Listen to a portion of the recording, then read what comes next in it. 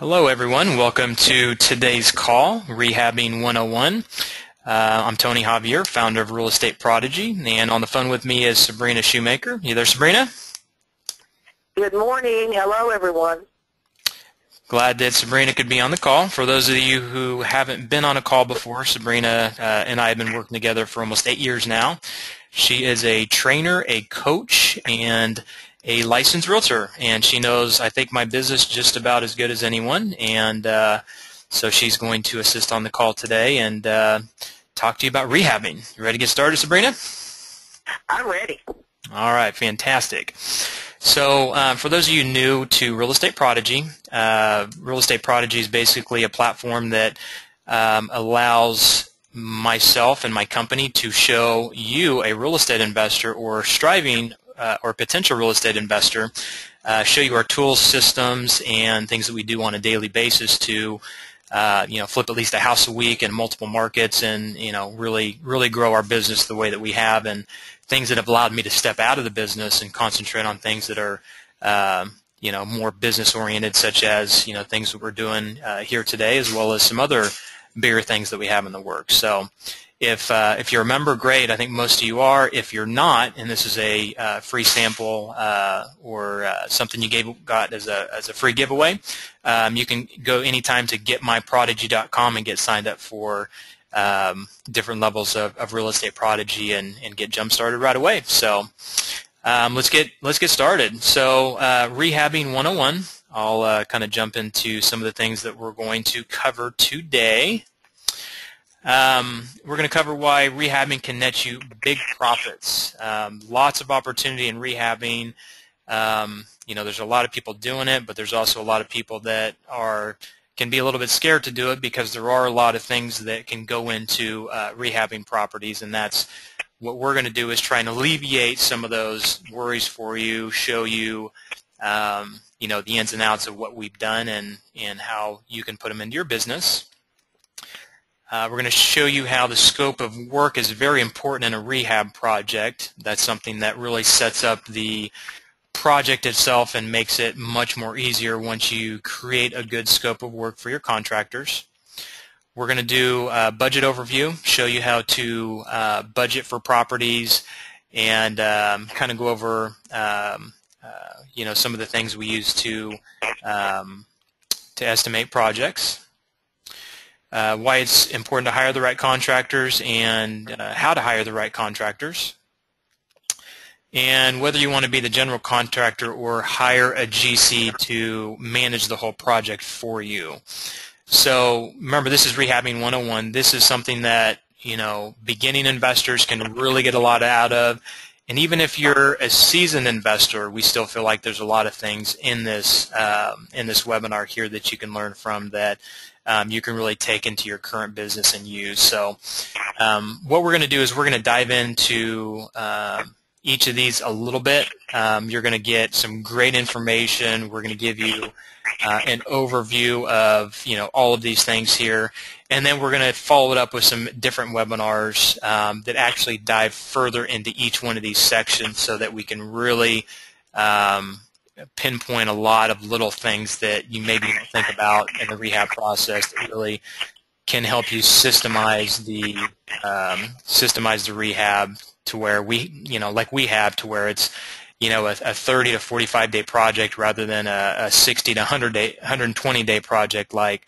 I've seen a lot of other real estate investors do with their projects. So we'll jump into it. So we'll kind of show you a typical rehab deal. And Sabrina, this is we actually did a case study on this not too long ago for the Doherty property. Pretty much the numbers that I just threw in here to kind of show you what the numbers are in a typical rehab deal, just to give you a general overview of what you're going to be getting into. And we have a deal analyzer on our website, so if you want to play with these numbers here, you'll be able to see better where they come from and how they come into the project. So let's say you have a property that once it's all fixed up, you sell it for $120,000. A property like this, we usually purchase our properties for, what is it, Sabrina, usually 50% of market value or less, would you say? Hopefully less, but yes, top 50%. It just depends on the price point and the renovations on the property. This one it was a decent sized renovation, but it wasn't huge by any means. It cost $25,000 to do the renovations. Our holding costs were only $3,500. We sold this one very quickly. The numbers here aren't going to add up because there's a lot of things in the deal analyzer that I don't put on here, such as real estate commissions, title fees, all the little things that you don't think about when you buy a house. And that's actually what our deal analyzer really does well for you. Is I'll have someone call me on this deal right here, and they'll say, you'll buy it for 57, put 25 into it. You'll have a little bit in real estate commissions, and they'll say you can make a quick 30 grand on this deal. And that's not the way it works. The numbers aren't too far off on that, but once you put in holding costs and once you put in the additional costs that we have, it's a difference between making someone telling you you're going to make $30-some thousand and maybe only making $20,000 or even 15. So that's a very good tool. If you haven't already jumped into that part of the website, the deal analyzer, make sure you dive into it and take a look at the costs that in the formulas we put together there for you. So total profit on this one, once we paid everything, was about $23,000. So when we're looking at numbers for purchasing properties, our profits range. We're at the point now where we have good cash. We have a lot of private investors that are wanting to do deals with us that we can't utilize all their money. I've got lines of credit with banks that I'm not using. So typically we shoot for $20,000 in profit on our deals.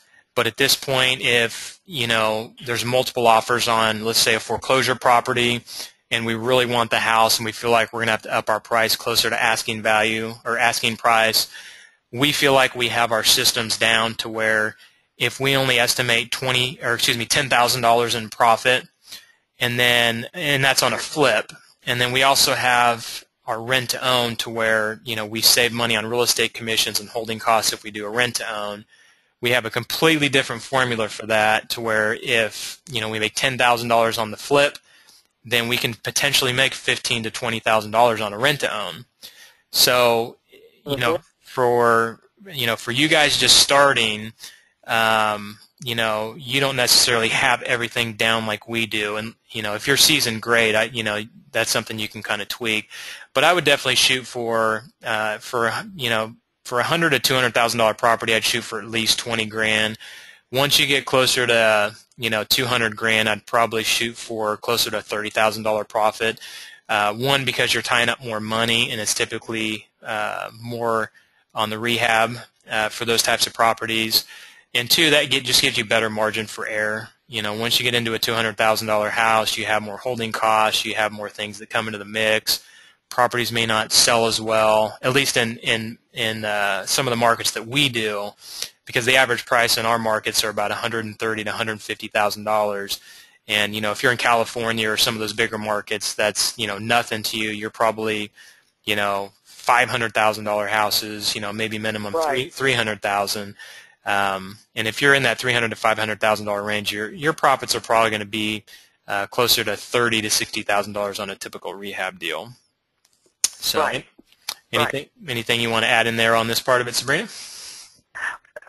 The thing I wanted to add on these particular numbers were the numbers also changed as we got into the project and decided we wanted to do a little bit more once we got into the project. So we had some situations that came up, and I think that is for first-time investors, that's a percentage you have to keep in mind. There are going to be things arise during the project that also have to be kept in mind, a percentage of what you're going to be able to do in those repair costs and what you're willing to do also, which can affect the bottom line, obviously.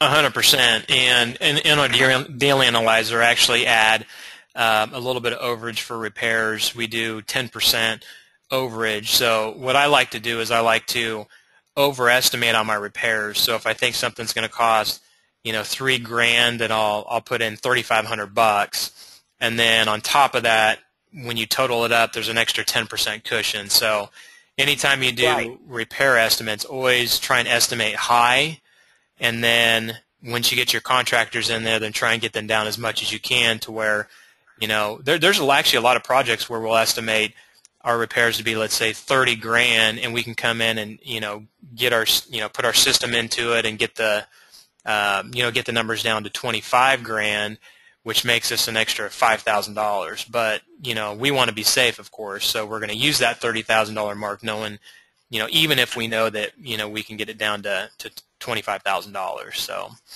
always because Tony, I'm sorry, would you say that the repair cost is the main entity that the investor does have control over to a certain extent to make up for whatever comes down the road, even with the overages figured in? That's the entity that you have the most control over, correct? Yes, I would say yeah, because a seller is only going to sell for a certain price, so you can only control that so much. So if you can take a $30,000 budget and squeeze it down to 25 or even 20, then you're absolutely right. That can help determine what you make on this property. There's 2 to 3 things that I think are the biggest mistakes that investors make. One is underestimating sale price. And we're always conservative on our numbers. So I think on this deal we estimated closer to $115,000 for a repair value, if I remember correctly, and we ended up getting $120,000. And then same thing on repair costs. If I think I estimated. Actually, we estimated lower on this one because we didn't have the bathroom and things like that, factored into it. But then after after we got into it, then we realized, okay, let's spend an extra, whatever the number was, to knock out a few extra walls and to add that extra bathroom. And I think it definitely added to our sale price and was a good return on investment. Yeah. Exactly.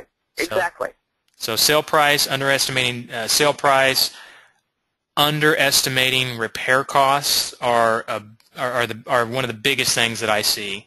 There's a lot of wholesalers that send me properties and they'll say, hey, this is a quick $10,000 rehab. And, just flooring and paint alone is going to cost me $10,000. So I know the way that we like to do properties, by the time we touch the kitchen, by the time we touch the bathroom, and by the time we, put our touches on it, minimum, I think most of our projects are 20 to 25. I think, Sabrina, there's only been one that we've been involved with that was under $10,000. I think it was remember that property out west on, it was that brick house? Yes. Remember that one? Yes, yeah. I do. It was already in great shape. We just put some paint on it, some flooring, and a few other things, and we got a steal on it for what it was, and the guy completely underestimated what the value of the property was, and but other than that, I mean, our average repair estimate, I think, is probably close to $30,000 at this point because we're taking on some big projects. So we're taking on some big projects, and we're really putting the extra touches that when agents bring their buyers in, they know who has rehabbed this house. It's already getting out there of who has rehabbed the house and what quality is going to be there. So yes, we've moved up in that. 100%. So our completion time on this one was, I think we estimated to be closer to a month, but by the time we had inspections and added bathrooms and made changes, it ended up being a couple months. And then time on the market, your average should be around 30 to 60 days if you do the property right. I mean, we just sold one yesterday. It was on the market for like 5 days. It's kind of funny. Leon makes fun of me because if our properties are on the market for more than a week or two, I'm asking him if we need to lower the price. And then I do the same thing to you, Sabrina.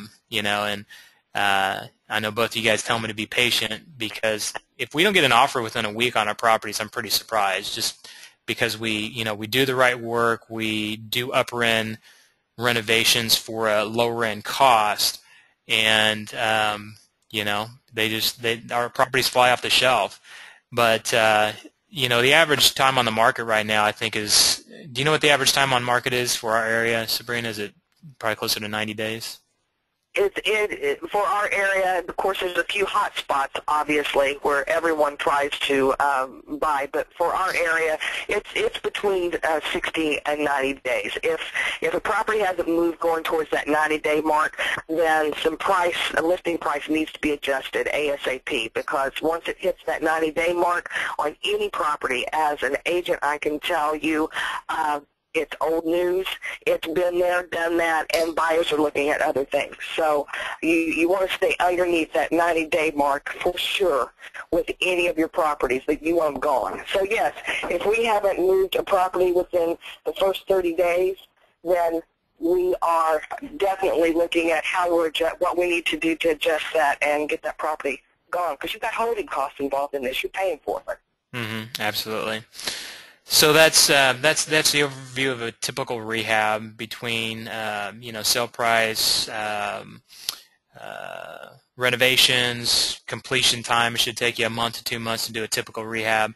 Of course, if you're finishing basements and doing a lot of electrical and plumbing and adding bathrooms and things like that, you could be 2 to 3 months. But for someone to say this will take me 4 to 6 months to rehab, that's way too long in my mind. You should be able to, with our systems, get it down to 1 to 2 months. Exactly. Okay, so let's look at some rehabbing opportunities. Our biggest opportunities come with properties when someone looks at them, kind of like the house you see in the picture. I don't know if we've done anything that drastic where it's property's been falling down, but we've seen a couple that have been close that we bought. But those things that people get scared of are the biggest opportunities. As a beginning investor, if you have the right contractors in place, I wouldn't be scared to do foundation issues and some of the things we're going to talk about. But if you don't have those people in line, that may be something you want to wait for till a time you have maybe a couple of rehabs under your belt. But I can tell you right now, when we walk into a property and has foundation repairs, a lot of people will run, and a lot of people will say, gosh, this is probably going to need $20,000 in foundation repairs. Well, we have our contractors that we found that do good work that are very inexpensive, and we give them a lot of volume. So a typical foundation repair may cost 10 to 20 grand, but with our guys and the way that we've trained them and the structural engineer that we get in to give us what we need to do, we get that down typically. I think our average foundation is $3,000 to $5,000. And when you go into the property and you look at the foundation, it looks scary, but it's really a matter of getting the engineer out there to say, hey, what do we need to do to just stabilize this foundation so it doesn't get any worse? So that's one of the biggest opportunities we found is foundation repairs. Mold remediation